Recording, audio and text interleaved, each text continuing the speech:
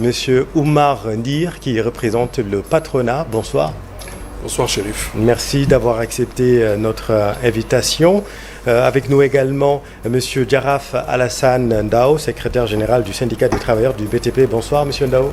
Bonsoir. Merci d'avoir accepté notre invitation. Messieurs, des entreprises majeures ont vu leur carnet de commandes chuter drastiquement et plusieurs indicateurs et témoignages d'acteurs confirment cette mauvaise tendance. L'État du Sénégal en est tout de même conscient et le premier acte de la relance économique que tout le monde appelle de ses voeux, c'est le paiement des arriérés à hauteur de 500,9 milliards de francs CFA prévus dans la loi des finances rectificative. J'ai fini de citer le ministre des Finances, M. Cheikh Diba. Et dans cette enveloppe, M. Oumar Ndir, 105,2 milliards concernent spécifiquement le BTP.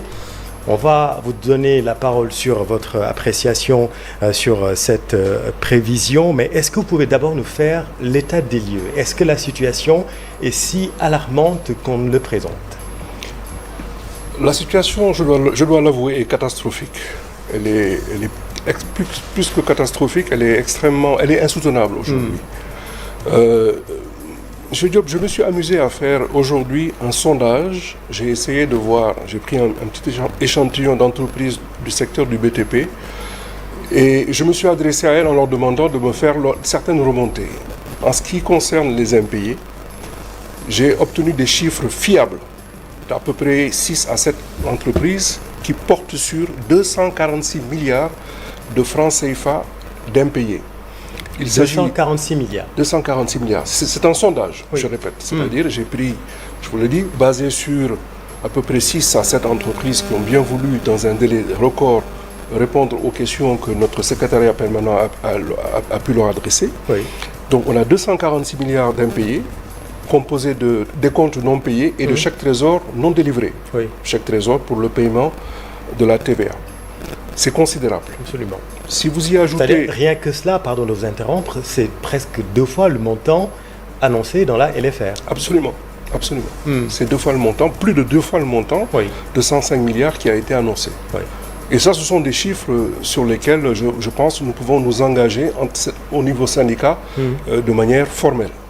Si vous y rajoutez les commandes qui ont été soit suspendues, soit annulées, soit non budgétisées, on en est à 310 milliards de marchés qui avaient été attribués à des entreprises sénégalaises, les 6 ou 7 dont je vous ai parlé, donc, qui ont dans leur carnet de commandes inscrit des marchés, et ces marchés n'ont pas pu être exécutés, ils ont été suspendus, annulés ou non encore budgétisés. Depuis quand exactement? Ce sont des mesures qui sont récentes, qui datent à mon sens, d'après ce que j'ai pu comprendre, il s'agit de marchés qui avaient été signés peut-être sous l'Ancien Empire, 2023, mais qui n'ont pas pu, en 2024 et 2025, connaître de début d'exécution. Vous savez comme moi qu'il y a eu de nombreux chantiers qui ont été arrêtés, suspendus, pour des raisons diverses et variées.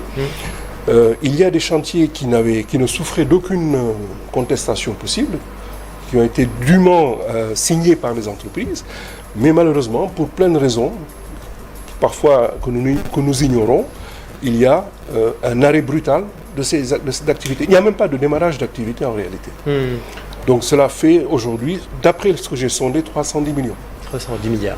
310 milliards, pardon. Donc si vous essayez d'avoir les chiffres consolidés pour l'ensemble de la profession, je pense qu'on atteindra des montants plus que révélateurs de l'état de déliquescence aujourd'hui du secteur du BTP. Ce qui vous fait dire que la situation est catastrophique. Djaraf Alassane Ndao, votre camarade Souleymane Camara a récemment affirmé que le carnet de commandes du consortium de l'entreprise du Sénégal CSE, cette entreprise majeure, est passé de 140 milliards à 20 milliards de francs CFA. Je pense que c'est assez illustratif de la situation. Comment se présente-t-elle selon vous, globalement? Mais écoutez, comme l'a dit M. Ndir, aujourd'hui le secteur du bâtiment traverse des moments très difficiles. Moi j'ai eu la chance de traverser plusieurs alternances, depuis Abdoulaye Wade, Abdou Diouf, Macky Sall, mais on n'a jamais vécu une période aussi difficile dans le secteur du BTP. Aujourd'hui, comme l'a dit M. Ndir, toutes les entreprises majeures sont à genoux. une trésorerie incapable. Ce qui fait qu'aujourd'hui, toutes ces entreprises ont des arrêts de travaux dont aujourd'hui, moi je parle pour le personnel. Oui. Les salariés du secteur du BTP. Absolument. Lui, Oui. il est là pour le secteur du patronat. Mais nous souffrons tous de la même manière. Parce que il faut le patronat et les salariés pour que le BTP puisse exister. Aujourd'hui, nous, on n'existe plus parce qu'on a perdu tellement d'emplois. Oui. La dette, elle est là. Moi, ça fait depuis 2016, 2017, 2018. Donc, pour nous, c'est une continuité de l'État. Et on fondait beaucoup d'espoir aussi pour ces nouvelles autorités. Parce qu'on nous a parlé de rupture, on nous a parlé de Djoubanti, on nous a parlé de trucs. Oui. Mais aujourd'hui, la première Djoubanti, nous, qu'on espérait en tant que salarié de pouvoir exister et maintenir le bâtiment debout, c'était l'appurement intégral de la dette. Oui. Hier, j'ai été interviewé par plusieurs organes. Quand on a annoncé 500 milliards pour le secteur du BTP, moi j'ai dit dans une de mes interviews qu'au Alors, moins 500 milliards. 500 milliards c'était pour le secteur du BTP et l'énergie. Exactement.